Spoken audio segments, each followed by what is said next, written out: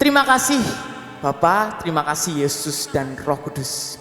Di dalam nama Tuhan Yesus dan semua yang percaya katakan amin. Boleh silakan duduk Bapak Ibu. Terima kasih. Shalom Bapak Ibu. Shalom Bapak Ibu. Mungkin Bapak Ibu di sini ada yang baru pertama kali lihat saya. Sebenarnya saya sudah 2 kali di Gereja Kristus Rahmani Indonesia ini di GKRI Epata. Yang sebelumnya mungkin di Januari saya melayani di ibadah youth, dan kemarin sore kami juga melayani di ibadah youth. Dan puji Tuhan, terima kasih kepada Pak Iskak dan Bapak Andri Septiananda yang telah memberikan kesempatan untuk dapat memberikan kebenaran firman di ibadah umum. Perkenalkan Bapak Ibu, nama saya Sultan. Mungkin Bapak Ibu di sini ada yang sudah pernah lihat ya wajah kakaknya ya. Nah, Bapak Ibu yang sering scroll Facebook atau TikTok mungkin pernah. Karena saya juga membuat konten di TikTok mengenai pendalaman Alkitab khususnya anak muda. Tapi ternyata banyak orang-orang yang berumur gitu juga suka. Saya juga bingung. Jadi maka dari itu izinkan saya hari ini juga, saya lupa, saya tidak datang sendiri. Saya sama teman-teman saya dari Youth Fire, dari youth kami di gereja di Semarang yang tadi melayani praise and worship kemarin juga. Boleh berdiri teman-teman, boleh kasih sapa di belakang.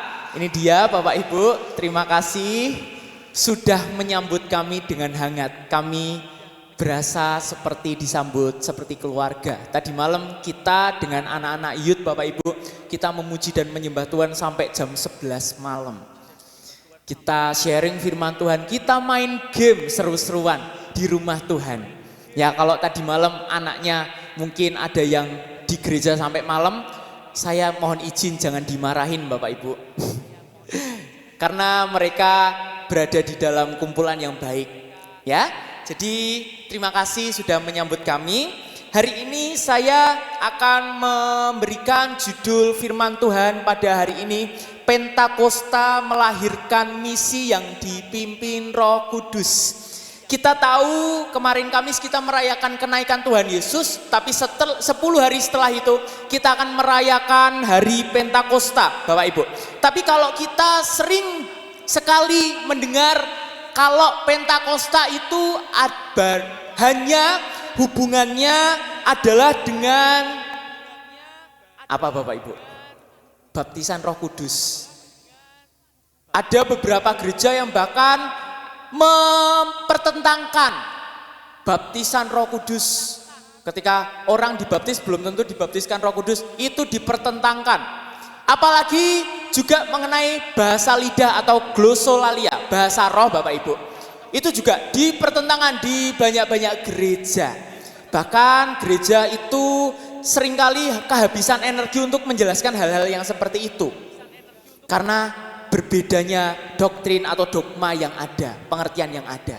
Tapi Bapak Ibu izinkan saya menjelaskan apa yang dimaksud Pentakosta yang saya percaya semua gereja pahami. Semua gereja setuju. Kalau berbeda, kenapa kita berbicara di bagian hal yang berbeda Bapak Ibu? Kenapa kita tidak satu hati berbicara di bagian yang sama mengenai Pentakosta? Tapi sebelum itu Bapak Ibu, saya ingin memberikan latar belakang. Jadi Pentakosta itu adalah satu dari 2 perayaan orang Yahudi yang masih dirayakan oleh orang Kristen saat ini. Yang pertama, ada yang tahu Bapak Ibu?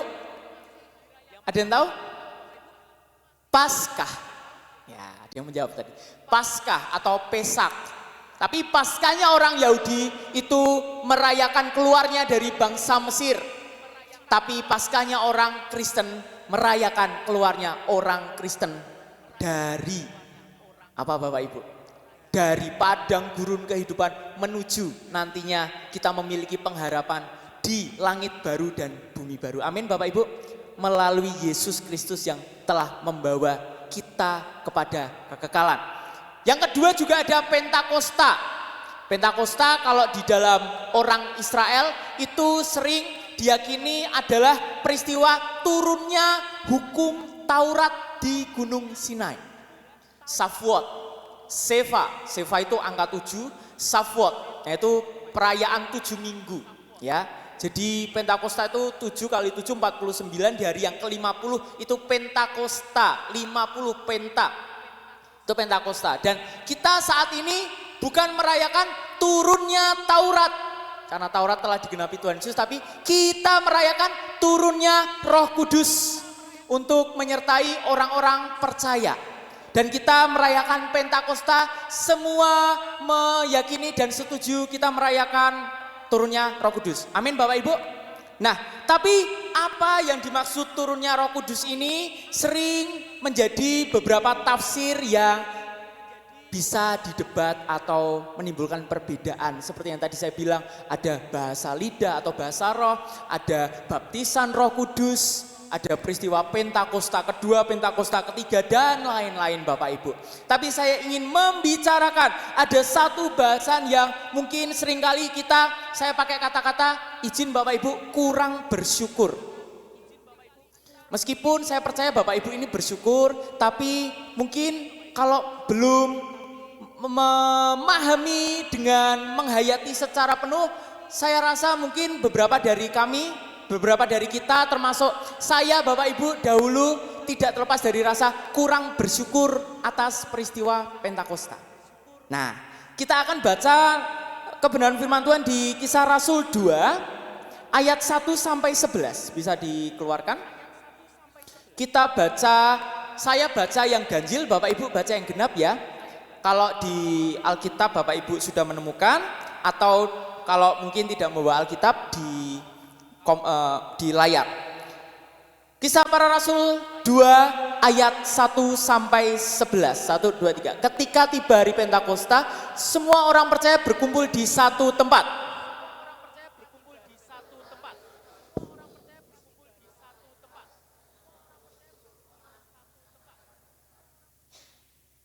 Dan tampaklah kepada mereka lidah-lidah seperti nyala api yang bertebaran dan hingga pada mereka masing-masing.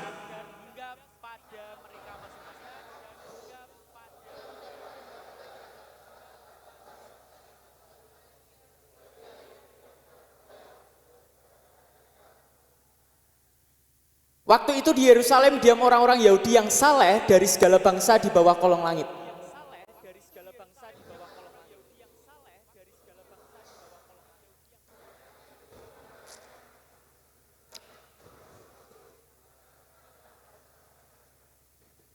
Mereka semua tercengang-cengang dan heran, lalu berkata, bukankah mereka semua yang berkata-kata itu orang Galilea?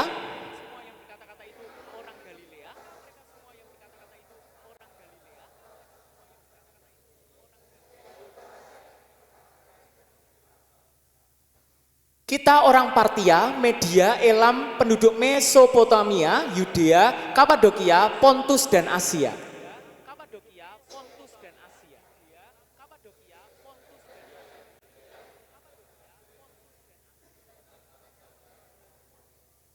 Kita baca sama-sama Bapak Ibu.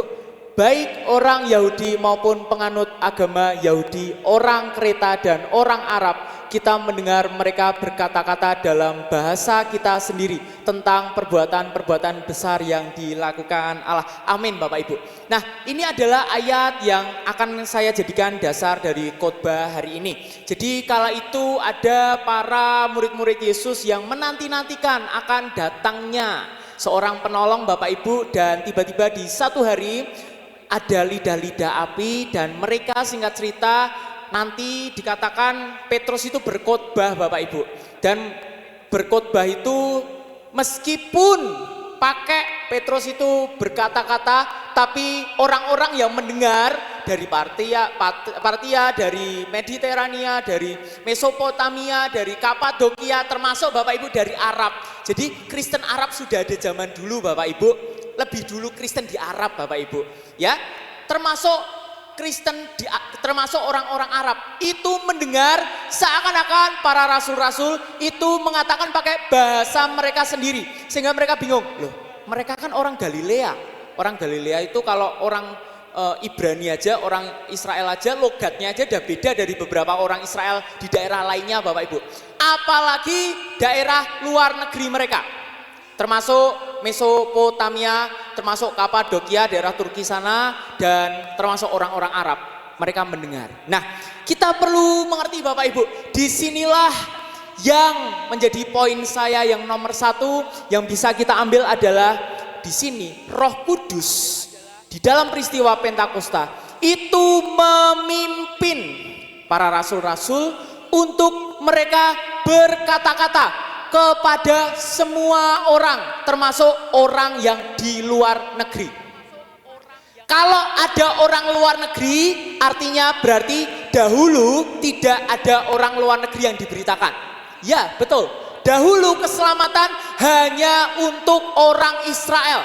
Sehingga orang-orang yang ingin diselamatkan, mereka harus jadi proselyt atau orang yang bersyahadat menjadi warga negara Israel. Kayak contohnya Naomi dan Rut, Bapak Ibu. Rut kan berkata, biar Allahmu Allahku, bangsamu bangsaku. Itu adalah satu syahadat yang diucapkan untuk menjadi orang Israel. Sehingga Rut resmi menjadi orang Israel, keturunan Israel untuk melahirkan keturunan dari benih Mesias, Bapak Ibu. Nah, keselamatan dahulu hanya untuk orang Israel. Dan saat ini ketika Roh Kudus itu datang, Roh Kudus memimpin murid-murid memberitakan kabar baik bukan hanya untuk orang Israel, tapi untuk orang seluruh dunia, Bapak Ibu. Nah, mungkin Bapak Ibu di sini kita yang kurang bersyukur, Bapak Ibu. Karena apa? Karena kalau semisal kita bersyukur biasanya Roh Kudus itu apa? Roh Kudus itu menolong kita. Apalagi Roh Kudus itu membimbing kita hari demi hari. Roh Kudus itu memberikan hikmat. Kita biasanya bisa bersyukur.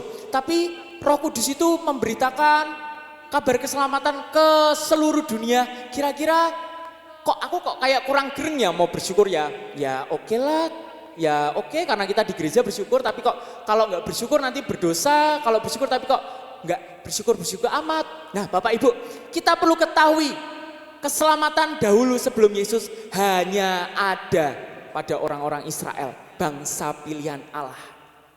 Keselamatan Bapak Ibu. Sehingga Bapak Ibu hanya ada di surga itu nama-nama seperti keturunan Israel. Abraham, siapa lagi? Daud, mungkin Lazarus. Itu keturunan-keturunan Israel. Amin, kita harus mengamini bahwa peristiwa Pentakosta ini membawa kita nanti di surga kita bertemu dengan suku Jawa, suku Tionghoa Bapak Ibu. Dengan saudara-saudara kita Jawa dan saudara-saudara kita Tionghoa. Ada lagi Manado, Batak juga ada. Kalau tidak ada Roh Kudus yang memimpin rasul-rasul menyebarkan ke luar negeri Bapak Ibu, kita mungkin tidak bisa melihat nanti di surga ada orang Jawa. Hanya keturunan Abraham, Daud, di sini ada yang keturunan orang Israel, Bapak Ibu angkat tangan? Enggak ada ya Bapak Ibu? Oh, ada, bercanda pasti. Tidak ada Bapak Ibu. Adanya keturunan siapa? Keturunan Pak Joko, keturunan Pak Wahyudi mungkin. Namanya enggak Israel banget ya Bapak Ibu. Bahkan tidak pernah terpikir di Abraham ada keturunanku namanya Wahyudi gitu. Bapak Joko Priyono semisal. Tidak terpikir Bapak Ibu, hanya terpikir anak-anaknya saja. Dan itulah berkat dari Pentakosta. Kita dapat mengenal Injil karena Roh Kudus memimpin perjalanan misi ke seluruh bangsa. Amin Bapak Ibu. Sehingga Bapak Ibu kita kadang kurang mensyukuri kalau di gereja ini adalah GKRI, Gereja Kristus Rahmani Indonesia. Benar ya Bapak ya? Ada juga gereja di luar GBI, ada GRII Bapak Ibu, ada JKI dan lain-lain. Tapi Bapak Ibu, berapa banyak yang kita sering membanggakan nama tengahnya? Karena nama tengahnya itu biasanya identitas. GRII, Reform Injili, orang yang Reform dan orang yang Injili. Gereja Kristus Rahmani, orang yang percaya dengan rahmat Kristus. Gereja GIA, Isa Al-Masih, dia biasanya penginjilan kontekstual, dia berpegang pada Isa Al-Masih. Ada juga dan lain-lain lah, nanti kalau saya sebutkan banyak. Tapi Bapak Ibu, berapa banyak yang kita mensyukuri di GKRI ini Bapak Ibu? Kita mensyukuri ada satu kata yang kita harus disyukuri dalam GKRI. Apa Bapak Ibu, ada yang bisa tebak? Apa? Apa? GKRI, ada satu kata yang harus kita syukuri juga. Rahmat. Rahmat, ada lagi? Indonesia. Nah, betul sekali. Ada yang jawab rahmat, tapi kita juga harus mensyukuri ada Indonesia. Bukan Gereja Kristus Rahmani Israel, bukan Bapak Ibu. Nanti di sini pakai talit dan lain-lain Bapak Ibu. Enggak ya. Gereja Kristus Rahmani Indonesia. Indonesia Bapak Ibu.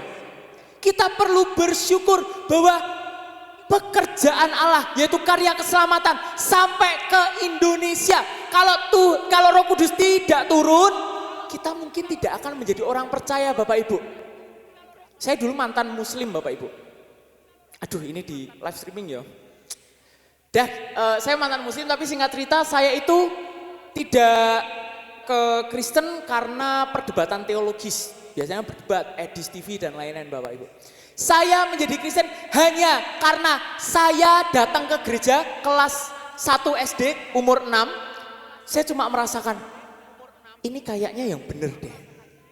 Tidak mengerti teologi, tidak mengerti pujian dan penyembahan, bahkan bingung kok bisa orang nyanyi-nyanyi ya. Ibadah kok nyanyi, pakai sepatu lagi. Saya sepatunya ditinggal tuh di teras, batas suci. Kok orang pakai sepatu ya ke gereja ya, ke tempat ibadah. Tidak tahu teologi kayak gitu, tapi kenapa bisa ada dalam hati saya? Oh, ini yang benar. Saya percaya Bapak Ibu, itu pekerjaan Roh Kudus. Amin. Mungkin ada beberapa teman-teman di sini juga mengalami pekerjaan Roh Kudus. Kalau Kristen dari lahir Kak, Bapak Ibu menguatkan iman sampai sekarang tidak murtad, itu juga pekerjaan Roh Kudus. Amin. Semua adalah pekerjaan Roh Kudus dan kita patut bersyukur. Selain Indonesia juga gereja Bapak Ibu. Kristus Rahmani itu identitas, tapi gereja dan Indonesia kita juga patut bersyukur. Tidak sinagog ya Bapak Ibu ya, tapi gereja. Artinya adalah sebuah gereja itu eklesia, dipanggil keluar. Gereja, mau namanya Reform Injili, mau namanya apapun, mereka tempat ibadahnya sama-sama gereja. Saya bersyukur Bapak Ibu. Itulah perbuatan Roh Kudus di dalam Pentakosta. Amin Bapak Ibu. Lalu yang kedua, apa yang kita mengerti dalam Pentakosta ini? Yang kedua poinnya adalah Roh Kudus memimpin kita untuk memberitakan dengan bahasa yang dapat dimengerti. Dari mana? Dari peristiwa rasul-rasul yang berkata-kata meskipun dia orang Galilea, tapi semua orang Bapak Ibu mengerti. Meskipun secara teologis itu mungkin diperdebatkan glosolalia atau senolalia atau apapun itu, bahasa lidah atau apapun Bapak Ibu, tapi saya ingin mengambil penafsiran secara alegoris Bapak Ibu, yaitu secara perlambangan adalah ketika kita memberitakan Bapak Ibu kepada orang-orang harus mengerti dengan bahasa mereka. Apa itu Kak Sultan? Kita harus rendah hati untuk kita memberitakan Injil dengan bahasa yang harus sederhana kepada orang-orang yang sederhana. Kepada orang-orang yang mungkin butuh pengharapan, orang yang butuh pengharapan kita kasih dengan cara yang halus. Atau kita sering sebutnya saat ini Bapak Ibu kontekstual ya. Itu bahasa dalam teologisnya, penginjilan kontekstual. Itu yang harus kita pahami. Kita tidak boleh menjadi orang yang sombong rohani. Kita mentang-mentang belajar teologi Bapak Ibu. Kita kalau menginjil di luar pakai bahasa-bahasa yang tinggi. Kamu kalau mau percaya Yesus, kamu tahu nggak arti Tritunggal itu apa? Wow. Apa arti Tritunggal bagi keselamatanmu? Waduh, mereka padahal baru mau percaya. Tapi karena kita sekolah teologi, kita mungkin bilang, ini harus kamu pahami. Bapak Ibu, gak bisa ya. Kita itu memaksakan sesuatu yang belum saatnya untuk orang lain terima. Karena kita percaya bahwa Roh Kudus juga memimpin kita untuk berhikmat dalam berkata-kata. Dalam anak muda, saya mungkin sering Bapak Ibu memberikan pendekatan-pendekatan yang kritis Bapak Ibu. Karena anak muda itu anak yang kritis. Anak yang banyak bertanya, banyak penasaran. Kita tidak bisa ya bilang kayak gini, kamu jangan banyak tanya, kamu nanti murtad. Tidak bisa Bapak Ibu. Kalau banyak bertanya, justru itulah saatnya kita minta pimpinan Roh Kudus untuk kita mengerti bahasa mereka. Kepada orang-orang yang mungkin di luar sana, orang-orang kurang mampu, kita juga diberikan tuntunan Roh Kudus untuk kita dapat membahasakan Injil dalam bahasa mereka Bapak Ibu. Mungkin dalam perumpamaan tertentu. Saya pernah mendengar satu perumpamaan Bapak Ibu, ketika dulu saya mungkin sudah keinginan Kristen, tapi itu diucapkan oleh salah satu pendeta mengajar di sekolah kayak gitu Bapak Ibu. Sekolahnya sekolah Katolik Bapak Ibu. Sekolah Katolik. Dia cuma berkatanya seperti ini sama anak-anak Bapak Ibu. Saya mendengar itu dari teman saya. Dia berkata seperti ini. Kalian tahu anjing?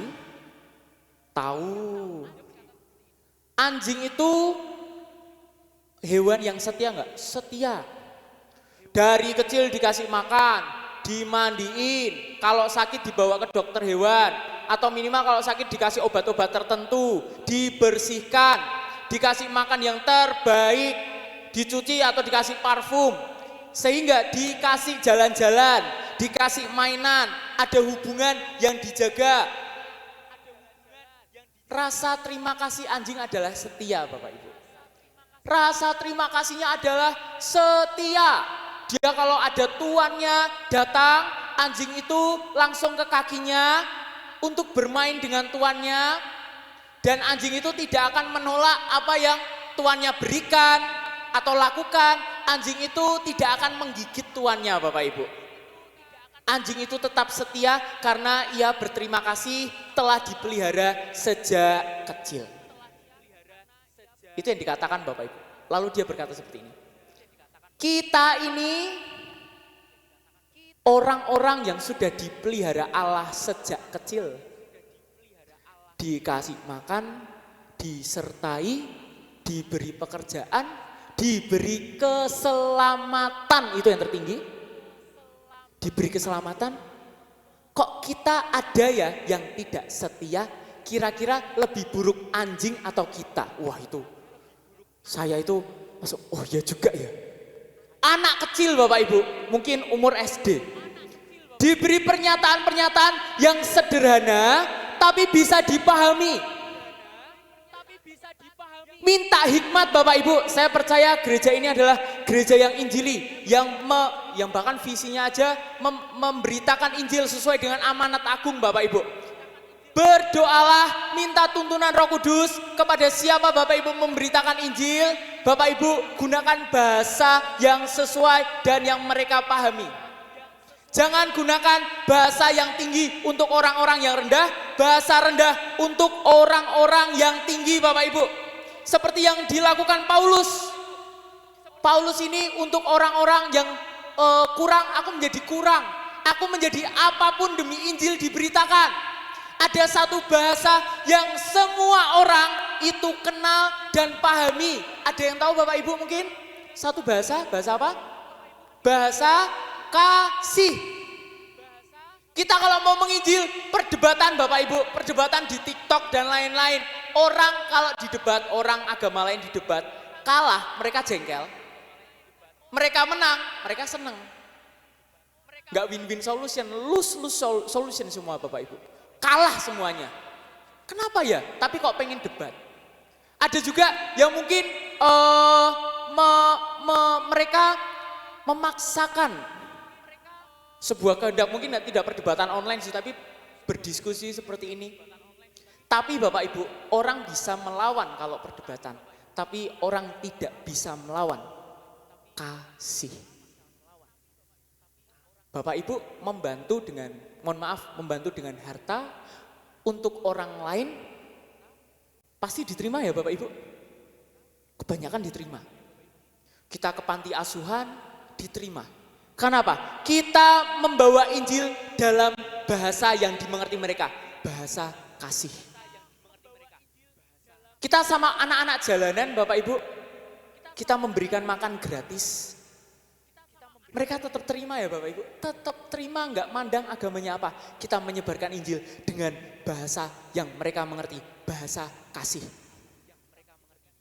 Sehingga ketika kita berkata-kata tinggi, bahkan dikatakan Bapak Ibu, 1 Korintus 13 ayat 1, sekalipun aku dapat berkata-kata dengan bahasa manusia dan bahkan bahasa malaikat, tetapi jika aku tidak memiliki kasih, wah, kita ngerti bahasa yang tinggi, bahasa macam-macam, tapi kita nggak mengerti kasih. Aku sama dengan gong yang berkumandang dan canang yang gemerincing.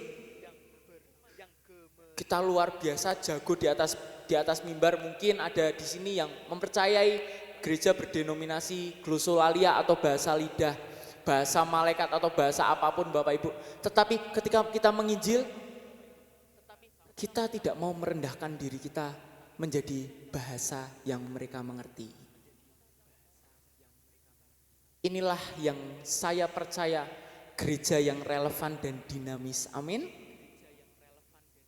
Ini adalah kekuatan kita, visi GKRI, kekuatan GKRI. Saya percaya gereja yang relevan dan dinamis adalah gereja yang menggunakan bahasa sesuai dengan orang masing-masing untuk menyebarkan Injil. Amin Bapak Ibu. Tapi Bapak Ibu, saya ingin berikan satu peringatan. Ketika kita berkontekstual itu terkadang ada satu celah yang nanti kita bisa jatuh yang namanya sinkritisme. Apa itu sinkritisme? Pencampuran antara Injil plus lain. Ada orang Kristen yang menginjil pakai berziarah. Enggak apa-apa, kamu tetap berziarah. Ya, Kristen bebas, kamu berziarah, kamu tetap topo. Yang penting kamu tetap percaya Yesus. Bahkan saya menari ya Bapak Ibu, pernah dengar berita ada dukun Bapak Ibu, tapi Kristen. Kok bisa ya? Dukun di Gunung Kawi, tapi Kristen. Terlalu kontekstual menurut saya. Saya rasa kalau dia tujuannya untuk memenangkan dukun-dukun lain, itu namanya sinkritisme. Mencampurkan, sehingga relevan dan dinamis harus dibarengi dengan 3 poin. Poin yang ketiga, poin yang terakhir.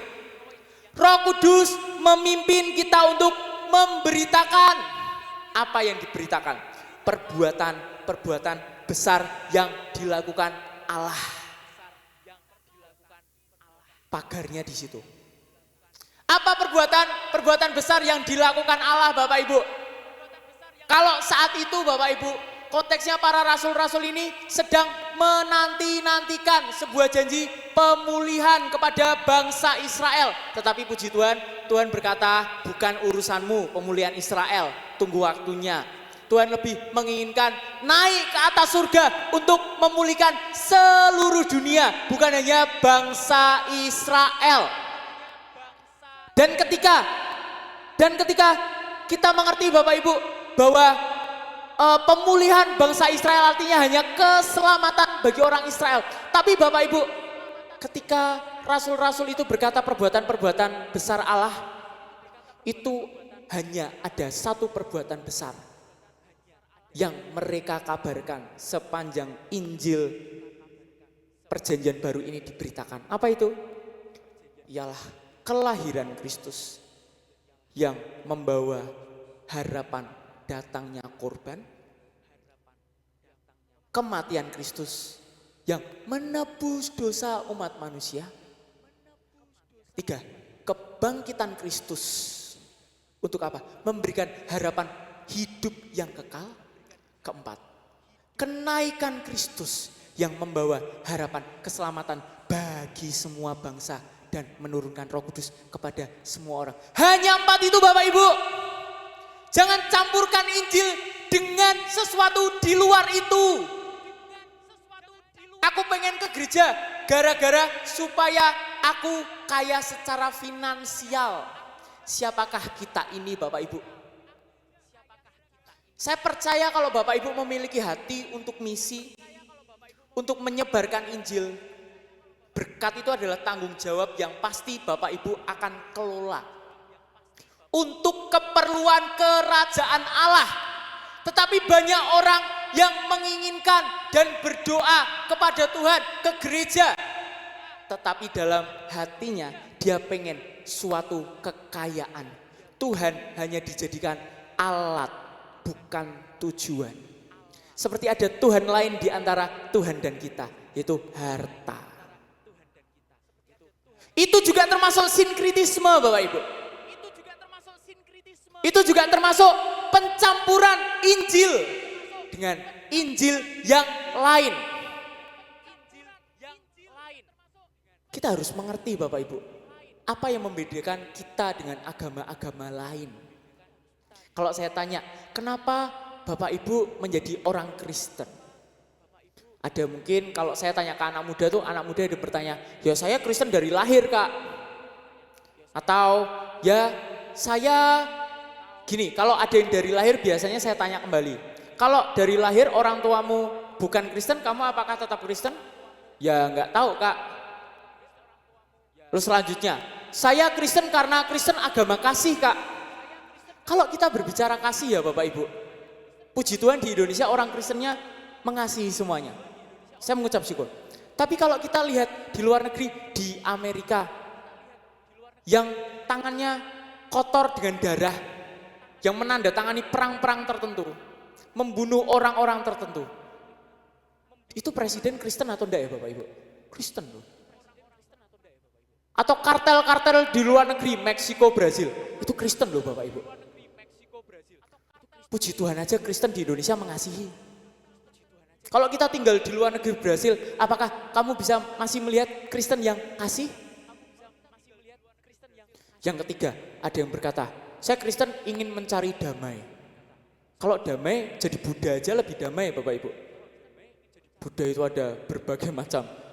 Lebih damai. Atau mendengarkan musik-musik, meditasi. Itu mungkin damai bagi beberapa orang. Kalau hanya cari damai atau cari berkat, saya kira Elon Musk yang tidak percaya Tuhan pun juga diberkati ya Bapak Ibu.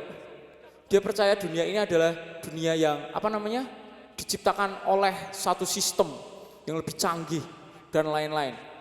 Itu Elon Musk tidak percaya Tuhan, tapi tetap diberkati itu Bapak Ibu. Gimana ya?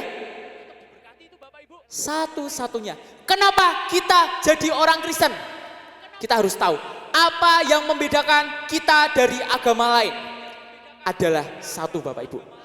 Ada Tuhan yang rela inkarnasi jadi manusia dan mati. Aneh ya. Tuhan kan maha kuasa. Kenapa harus mati? Dan itu menjadi perdebatan sepanjang masa. Antara Kristen dengan Islam, antara Kristen dengan yang lain-lain. Perdebatan sepanjang masa. Kenapa ya? Tuhan pakai cara yang debatable atau bisa diperdebatkan semua orang. Kenapa Tuhan tidak langsung mengampuni? Itulah kebenaran Kristen yang tidak ada di agama lain. Yaitu Allah yang inkarnasi menjadi manusia. Untuk menebus dosa umat manusia. Sehingga kelahirannya, kematiannya di atas kayu salib, kebangkitan dan kenaikannya tidak boleh lepas. Tidak boleh geser kanan atau geser kiri dalam pengkabaran Injil kita kepada semua orang. Amin Bapak Ibu. Beritakanlah kebenaran. Jangan termasuk dalam sinkritisme. Beritakanlah Kristus yang mati, Kristus yang bangkit, Kristus yang naik. Jangan Kristus yang kalau kamu ikut Kristus pasti akan diberkati Bapak Ibu. Bagaimana yang tidak diberkati? Apakah mereka tetap memiliki pengharapan Bapak Ibu? Kristus datang untuk kita bisa diselamatkan. Karena kita tidak bisa diselamatkan oleh seorang diri. Upah dosa adalah maut. Saya minta orang yang membayar, semua orang berhutang maut. Bahkan mungkin yang berdiri di mimbar ini semuanya berhutang maut. Tidak ada orang yang dapat membayar kecuali hanya satu orang yang tidak berdosa. Siapa itu? Pribadi Allah yang jadi manusia. Itulah keselamatan yang harus disebarkan. Kalau Bapak Ibu Injil disebarkan dengan cara-cara janji-janji palsu berkat. Semua rasul-rasul gagal karena rasul semuanya tidak hidup di dalam berkat yang melimpah harta. Rasul semuanya mati, menderita, bahkan Rasul Paulus semua hartanya dipakai buat pelayanan. Bapak Ibu di sini ada yang mau dikasih 1 miliar sama Tuhan? Coba angkat tangan Bapak Ibu, saya mau tanya. Oh, gara-gara mungkin saya habis khotbah kayak gini ya. Tapi saya pernah bertanya Bapak Ibu ke teman-teman saya. Ada yang mau dikasih 1 miliar, angkat tangan semuanya. Terus saya berkata, kalau 1 miliar dikasih ke kamu, mau nggak kamu kasih 1 miliar yang sama untuk keperluan kerajaan Allah? Nggak tersisa 1 peser pun. Nggak usah deh Kak. Nggak mau. Karena apa? Tujuannya bukan Tuhannya. Tuhan plusnya. Apa yang menjadi plus di dalam hidup Bapak Ibu? Yang selain mensyukuri karya, kelahiran, kematian, kebangkitan, dan kenaikan Kristus. Hidup ini adalah hidup bukan dari diri kita sendiri. Kita orang-orang yang seharusnya mati, tapi tidak mati. Bukan karena kita melakukan apapun, tapi karena Allah yang telah memberikan kasih karunia. Apa itu kasih karunia? Yang memberi tidak berhak. Tuhan itu sebenarnya kalau dipikir-pikir tidak berhak atau tidak punya kewajiban, tidak berkewajiban. Tidak punya kewajiban untuk memberikan karya keselamatan kepada manusia. Sebenarnya Tuhan tidak berkewajiban. Karena Tuhan sudah bilang, Adam kalau kamu makan buah pengetahuan, kamu mati. Kalau Adam mati, sudah cukup, itu keadilan Tuhan. Tidak berkewajiban Allah menebus manusia. Tapi Allah tetap menebus manusia. Kita ini adalah orang yang tidak berhak menerima keselamatan, tapi kita diberi. Itulah kasih karunia yang Bapak, Ibu, saudara, dan saya saat ini terima di dalam nama Tuhan Yesus. Amin Bapak Ibu. Sehingga hari ini 3 poin yang Bapak Ibu harus hayati dalam peristiwa Pentakosta ini. Yang pertama, Roh Kudus memimpin untuk kita memberitakan Injil kepada semua orang, semua bangsa, tak terkecuali. Yang kedua, memberitakan dengan bahasa yang dapat dimengerti orang lain. Jangan terlalu sombong untuk orang-orang yang rendah. Minta pimpinan untuk berkata-kata atau menggunakan bahasa kasih yang diterima semua orang. Yang ketiga, memberitakan perbuatan-perbuatan besar. Apa itu? Kelahirannya, kematiannya, kebangkitannya, dan kenaikannya. Tidak ada plus. Sehingga kita dapat menghayati peristiwa Pentakosta dan turunnya Roh Kudus di dalam kehidupan kita sendiri maupun bergereja. Amin Bapak Ibu. Saya undang buat tim Praise and Worship untuk naik ke mimbar. Saya percaya gereja ini terpanggil untuk bermisi. Saya percaya gereja ini mencintai jiwa-jiwa. Saya lihat dari misi, visinya. Saya percaya itu Bapak Ibu. Tapi biarlah kebenaran firman ini dapat menjaga motivasi kita saat kita ber-PI atau pengkabaran Injil. Sehingga hanya Allah yang lahir, Allah yang mati, Allah yang bangkit, Allah yang naik, itulah saja yang kita beritakan. Amin Bapak Ibu. Mari kita tutup mata, kita datang di hadirat Tuhan. Bapa mengucap syukur untuk penyertaan-Mu, untuk berkat yaitu karya keselamatan yang telah Kau karuniakan kepada kami sehingga kami dapat menghayati Pentakosta untuk kami bisa menginjil dengan penuh keberanian, penuh rasa tanggung jawab kepada semua orang dan tidak sombong, tidak tinggi atau tidak rendah, tetapi sesuai dengan hikmat Roh Kudus. Sehingga kami memiliki kehidupan bergereja di Indonesia, yang itu adalah karya Roh Kudus, dan kami patut sangat-sangat syukuri. Tuhan, mari kita katakan, bekerjalah Roh Kudus. Bekerjalah ya Roh Kudus, bertatalah lebih lagi urapanmu, lawatanmu, kaulah yang ku perlu. Kau terutama di hidupku. Bekerjalah, amin. Ya Roh Kudus, bertahta lebih lagi, lebih lagi, urapanmu, lawatanmu, kaulah yang ku perlu. Kau terutama di hidupku. Mari saya undang untuk bangkit berdiri, Bapak Ibu. Bekerjalah, nyanyikan dengan hati yang bersyukur. Bertatalah lebih lagi,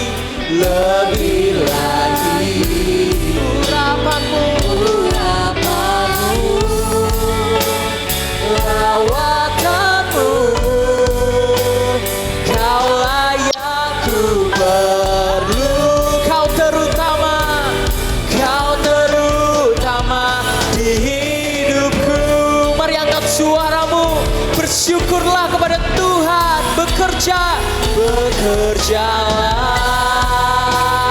ya Roh Kudus, bertahta Tuhan di dalam hidup kami lebih lagi, urapanmu, lawatanmu, kaulah yang ku perlu. Kau terutama di hidupku. Urapanmu, lawatanmu, kaulah yang ku perlu. Kau terutama di hidupku. Urapanmu, lawatanmu, kaulah yang ku perlu. Kau terutama di hidupku. Mari sekali lagi. Urapanmu, lawatanmu, kaulah yang ku perlu. Kau terutama di hidupku. Mengucap syukur untuk hari ini karena kebenaran firman-Mu telah disampaikan dan membuat hati kami terus diperbarui oleh kebenaran firman, sehingga kami dapat mensyukuri karya Roh Kudus, bukan hanya di dalam kehidupan yang karunia-karunia praktis, tetapi juga karunia penginjilan. Karunia bagaimana keselamatan itu disebarkan ke seluruh negeri dan ke semua orang. Terima kasih Tuhan, Kau yang menyertai gereja ini terus di dalam amanat agung-Mu. Karena kami percaya itulah amanat yang Kau ingini setiap gereja lakukan, setiap orang percaya lakukan, yaitu menyebarkan kabar keselamatan. Kami percaya ketika gereja ini berdiri di dalam amanat agung, gereja ini terus di dalam penyertaan Tuhan yang benar, sehingga dana atau apapun berkat yang gereja ini terima dapat dikelola dengan baik untuk keperluan jiwa-jiwa yang terhilang. Berkati setiap saudara, Bapak Ibu di tempat ini dengan kebenaran firman-Mu. Firman-Mu telah selesai disampaikan, biarlah Roh Kudus yang terus menyertai sampai hari-hari berikutnya untuk menjalani kebenaran firman ini dalam kehidupan kami pribadi. Terima kasih di dalam nama Tuhan Yesus, dan semua yang percaya katakan amin.